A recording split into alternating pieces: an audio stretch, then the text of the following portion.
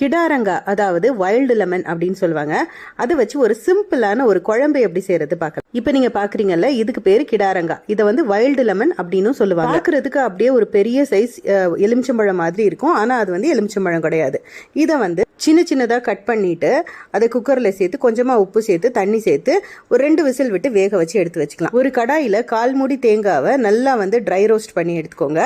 ஸ்டவ்வை ஆஃப் பண்ணதுக்கு அப்புறமா 1 டேபிள் ஸ்பூன் அளவுக்கு குழம்பு மிளகாய் பொடி சேர்த்து நல்லா ஒரு வாட்டி ட்ரை ரோஸ்ட் பண்ணி இது நல்லா ஆற வச்சுட்டு மிக்ஸி ஜாரில் சேர்த்து நல்லா ஃபைன் பேஸ்ட்டாக அரைச்சு தனியாக எடுத்து வச்சுக்கலாம்.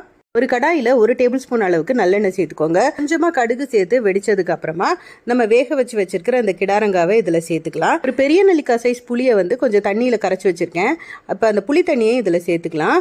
சேர்த்துட்டு அரைச்சி ரெடி பண்ணி வச்சிருக்கிற அந்த மசாலா பேஸ்ட் இதில் சேர்த்து எல்லாத்தையும் நல்லா மிக்ஸ் பண்ணி விட்டுக்கலாம். இது வேக வைக்கும் போதே உப்பு சேர்த்துட்டதுனால இப்போ திருப்பி உப்பு சேர்க்க போறதில்ல. கொஞ்சம் கருவேப்பிலை சேர்த்து இதை மூடி போட்டு ஒரு 10 மினிட்ஸ் வரைக்கும் நல்ல சிம்லே வச்சு ஸ்லோவாக குக் பண்ணி எடுக்கலாம். குழம்பு இந்த மாதிரி நல்லா திக்காயிரும். நல்ல டேஸ்டியான கிடாரங்காய் குழம்பு வந்து ரெடி ஆயிடுச்சு. இதை பாட்டில்ல ஸ்டோர் பண்ணி வச்சுக்கலாம். இட்லி, தோசை, சாதம் எல்லாத்துக்குமே பர்ஃபெக்டா இருக்கும். கண்டிப்பா ட்ரை பண்ணி பாருங்க. வீடியோ பிடிச்சா லைக் பண்ணுங்க. பை.